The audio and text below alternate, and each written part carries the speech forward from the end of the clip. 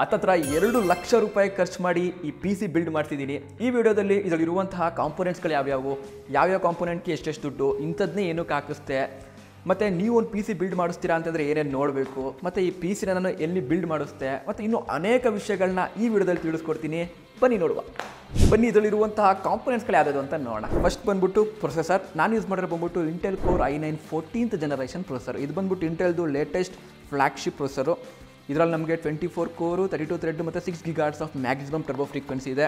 ಇದ್ರದ್ದು ಬೆಲೆ ಬಂದ್ಬಿಟ್ಟು 53,890 ರೂಪಾಯಿ. ತಗೊಳ್ತಾ ಚೆನ್ನಾಗಿರೋ ತಗೊಳ್ಳೋಣ ಅಂತಂದ್ಬಿಟ್ಟು ಇದನ್ನು ತೊಗೊಂಡೆ.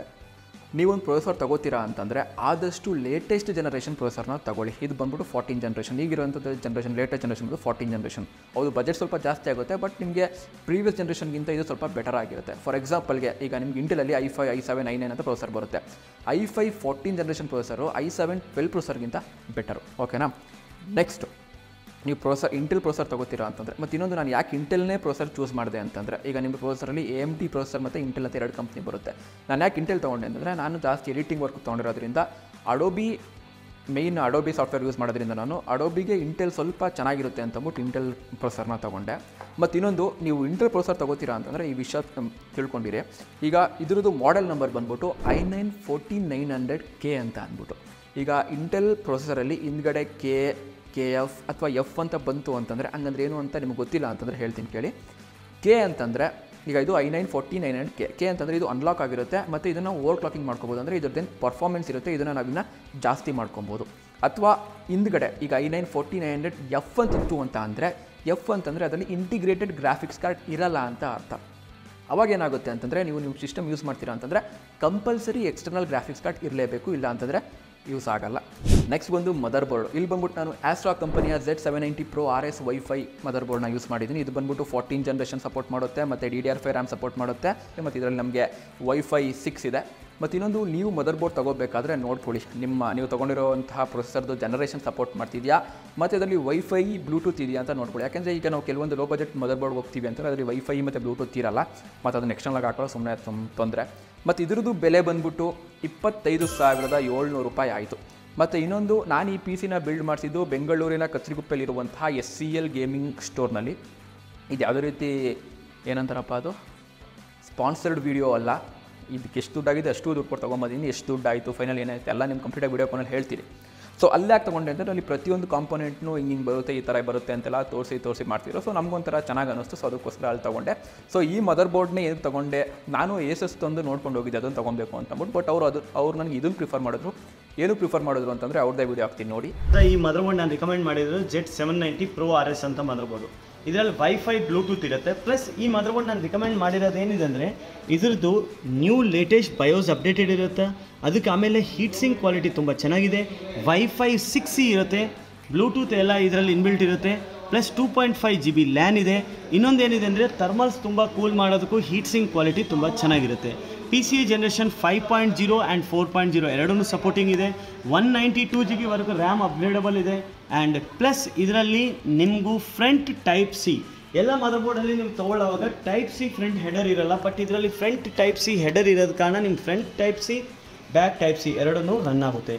ನೆಕ್ಸ್ಟ್ ಬಂದು ಸ್ಟೋರೇಜ್ ಬಂದರೆ, ನಾನಿಲ್ಲಿ 2 TB NVMe Gen 4 SSD use ಮಾಡಿದ್ದೀನಿ. ಇದು ಬಂದು XPG ಕಂಪ್ನಿದು. ಇದ್ರ ಬೆಲೆ ಬಂದ್ಬಿಟ್ಟು 10,825 ರೂಪಾಯಿ ಆಯಿತು. ಇದು ಸ್ವಲ್ಪ ಕಾಸ್ಟ್ ಆಯ್ತು. ಏನಕ್ಕೆ ಅಂತಂದರೆ, ಇದ್ರದ್ದು ರೀಡ್ ಸ್ಪೀಡ್ ಬಂದ್ಬಿಟ್ಟು 7,400 Mbps ಇದೆ, ಮತ್ತು ರೈಟ್ ಸ್ಪೀಡ್ ಬಂದ್ಬಿಟ್ಟು 6,800 Mbps ಇದೆ. ಅಕಸ್ಮಾತ್ ಇದು ತುಂಬ ನಿಮಗೆ ಜಾಸ್ತಿ ದುಡ್ಡು ಆಯಿತು ಅನಿಸ್ತದೆ, ನೀವು ಬೇಕಾದ್ರೆ ಹಾರ್ಡ್ ಡಿಸ್ಕ್ಗೆ ಹೋಗ್ಬೋದು, ಅಥವಾ SATA SSDಗೆ ಹೋಗ್ಬೋದು. ಅದು ಇದಕ್ಕಿಂತ ತುಂಬ ಕಮ್ಮಿ ಆಗುತ್ತೆ. ಅಥವಾ Gen 4 SSDಲೇ ರೈಟ್ ಸ್ಪೀಡ್ ಕಮ್ಮಿ ಇರುವಂಥ, ಇದಕ್ಕಿಂತ ಕಮ್ಮಿ ಇರುವಂಥ ನಿಮಗೆ ಸ್ಟೋರೇಜ್ ಸಿಗುತ್ತೆ. ನೀವು ಅದನ್ನು ಯೂಸ್ ಮಾಡ್ಕೊಬೋದು.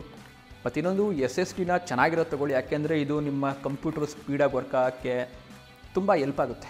Next RAM. ನಾನಿಲ್ಲಿ G-Skill ಕಂಪನಿಯ Ripjaw SY DDR5 6000 MHz speed ಇರುವಂತಹ 16 GBದು 2 ಅಂದರೆ ಟೋಟಲ್ 32 GB ರ್ಯಾಮ್ ಹಾಕ್ಸಿದ್ದೀನಿ. ಸೊ ನಿಮಗೆ ರ್ಯಾಮಲ್ಲಿ DDR4 ರ್ಯಾಮ್ ಬರುತ್ತೆ, DDR5 ರ್ಯಾಮ್ ಬರುತ್ತೆ, ಮತ್ತು 5200 5600 600 MHz ಸ್ಪೀಡ್ ಇರುವಂಥ ರ್ಯಾಮ್ಗಳು ಬರುತ್ತೆ. ಸೊ ನಿಮ್ಮ ಬಜೆಟ್ಗೆ, ನಿಮ್ಮ ಪ್ರೊಸೆಸರ್ಗೆ, ನಿಮ್ಮ ಮದರ್ ಬೋರ್ಡ್ಗೆ ಸಪೋರ್ಟ್ ಮಾಡುವಂಥ ರ್ಯಾಮ್ನ ನೀವು ತೊಗೊಳ್ಳಿ. ನೆಕ್ಸ್ಟ್ ಬಂದು ಇನ್ನೊಂದು main important component of the computer, graphics card. So ಇದರಲ್ಲಿ ನಾನು ಬಂದ್ಬಿಟ್ಟು ಗಿಗಾಬೈಟ್ ಕಂಪನಿಯ WindForce OC 12 GB ಇರುವಂತಹ GeForce RTX 4070 ಗ್ರಾಫಿಕ್ಸ್ ಕಾರ್ಡ್ನ ಯೂಸ್ ಮಾಡಿದ್ದೀನಿ. ಇದ್ರ ಬೆಲೆ ಬಂದ್ಬಿಟ್ಟು ಪ್ರೊಸೆಸರ್ಗಿಂತ 100 ರೂಪಾಯಿ ಜಾಸ್ತಿ, 53,990 ರೂಪಾಯಿ. ಇದರಲ್ಲಿ ನಮಗೆ 3 ಫ್ಯಾನ್ ಬರುತ್ತೆ. ಅಕಸ್ಮಾತ್ 3 ಫ್ಯಾನ್ ಬೇಡ 2 ಫ್ಯಾನ್ಗೆ ಹೋಗ್ತೀವಿ ಅಂತಂದರೆ ಇನ್ನೊಂದು 2,000 ಕಮ್ಮಿ ಆಗುತ್ತೆ. ಬಟ್ 3 ಫ್ಯಾನೇ ಏನಕ್ಕೆ ಹಾಕಿಸ್ಕೊಬೇಕು ಅಂತ ಆ ಕಂಪ್ನಿಯವ್ರು ಹೇಳಿದ್ದಾರೆ. ಅಲ್ಲ 3 ಫ್ಯಾನ್ ಯಾಕೆ ಹಾಕಿಸ್ಕೋಬೇಕು ಅಂತ ಅಂಗಡಿಯವ್ರು ಏನು ಹೇಳಿದ್ದಾರೆ ಕೇಳಿ. ಗ್ರಾಫಿಕ್ ಕಾರ್ಡಲ್ಲಿ ನಿಮಗೂ dual fan, triple fan, even 4 fan ಇರೋದು ಗ್ರಾಫಿಕ್ ಕಾರ್ಡ್ ತೊಗೊಂಡ್ರು ನಿಮ್ಗೆ ಒಳ್ಳೇದಿರುತ್ತೆ. ಸರ್ ನಾರ್ಮಲ್ ಆಗಿ ಬೇರೆ ಇದಕ್ಕಿಂತ ಒಂದು ಡೌನ್ ಗ್ರೇಡೆಡ್ ಮಾಡಲ್ 2 ಫ್ಯಾನ್ ಇರೋದು ಗ್ರಾಫಿಕ್ ಕಾರ್ಡ್ ಇತ್ತು. ಸೊ ನಾನು ಟ್ರಿಪಲ್ ಫ್ಯಾನ್ ಇರೋದು ಕೊಟ್ಟಿರೋದು ಕಾರಣ ಏನಿದೆ ಅಂದರೆ ನಿಮ್ಗೆ ಹೀಟಿಂಗ್ ರೆಸಿಸ್ಟ್ರೇಷನ್ ಕಮ್ಮಿ ಇರುತ್ತೆ. ಅದಕ್ಕೆ ಆಮೇಲೆ ಏನಿದೆ ಅಂದರೆ ಸ್ಕ್ರೀನ್ ಕೂಲಿಂಗ್ ಟೆಕ್ನಾಲಜಿ ಅಂತ ಹೇಳ್ತಾನು. ಇದು ಬ್ಯಾಕಲ್ಲಿ ಏನಿರುತ್ತೆ ಅಂದರೆ ಇದರಲ್ಲಿ ಟೋಟಲಿ ಕವರ್ಡ್ ಇರಲ್ಲ ಗ್ರಾಫಿಕ್ ಕಾರ್ಡು. ಇಲ್ಲಿ ನಿಮಗೂ ಡೈರೆಕ್ಟ್ ಥರ್ಮಲ್ಸ್ ಇರೋದ ಕಾರಣ ಈ 2 ಫ್ಯಾನ್ ಒಂದು ಸ್ಪೀಡಲ್ಲಿ ರೊಟೇಟ್ ಆಗುತ್ತೆ. ಈ ಫ್ಯಾನು ನಿಮಗೂ ಎಕ್ಸಾಸ್ಟ್ ಫ್ಯಾನ್ ಥರ ಇರುತ್ತೆ. ಸೊ ನಿಮಗೂ ಟೋಟಲ್ ಆಗಿ 3 ಫ್ಯಾನ್ ಇರೋದು ಗ್ರಾಫಿಕ್ ಕಾರ್ಡು ನಾನು ರಿಕಮೆಂಡ್ ಮಾಡೋದು.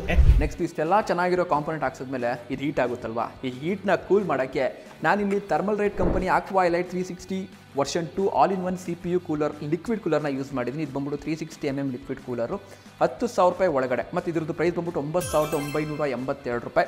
10,000 ರೂಪಾಯಿ ಒಳಗಡೆ ಬೆಸ್ಟ್ ಲಿಕ್ವಿಡ್ ಕೂಲರ್ ಇದು. ಯಾಕೆಂದರೆ ಇದ್ರದ್ದು ಫ್ಯಾನ್ ಸ್ಪೀಡ್ ಬಂದ್ಬಿಟ್ಟು 20,000 RPM ಮ್ಯಾಕ್ಸ್ ಇದೆ. ಸೊ ಬೆಸ್ಟ್ ಅಂತ ಅನ್ನಿಸ್ತು. ಮತ್ತು ಇದು ನಮಗೆ RGB ಲೈಟಿಂಗ್ ಕೂಡ ಇದೆ ಈ ಲಿಕ್ವಿಡ್ ಕೂಲರಲ್ಲಿ.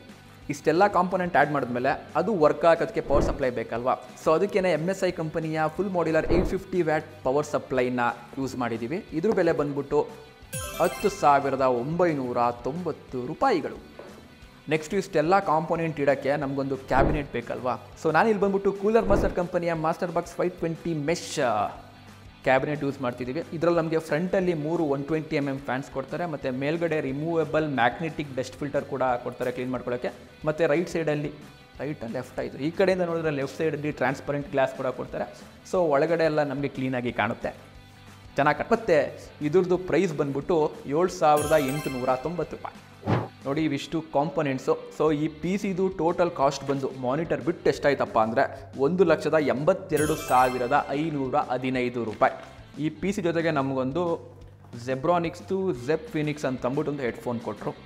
ನೆಕ್ಸ್ಟು ಇನ್ನೊಂದು ನಾನು PC ಇಲ್ಲಿ ತೊಗೊಳಕ್ಕಿಂತ ಮುಂಚೆ ಒಂದು 10-15 ಅಂಗಡಿಲಿ ವಿಚಾರಿಸಿ ಎಲ್ಲ ಕಡೆ ಕೊಟೇಶನ್ ಹಾಕಿಸಿ ಅದಾದಮೇಲಿಂದ ಇಲ್ಲಿ ಸ್ವಲ್ಪ ಕಮ್ಮಿ ಅನ್ನಿಸ್ತು ಅಂತ ತೊಗೊಂಡು SCL ಗೇಮಿಂಗಲ್ಲಿ. ಸೊ ನೀವು ಅಷ್ಟೊಂದು 10-15 ಅಂಗಡಿ ವಿಚಾರಿಸಿ ಎಲ್ಲಿ ಕಮ್ಮಿ ಸಿಗುತ್ತೆ ಅಲ್ಲಿ ತಗೊಳ್ಳಿ.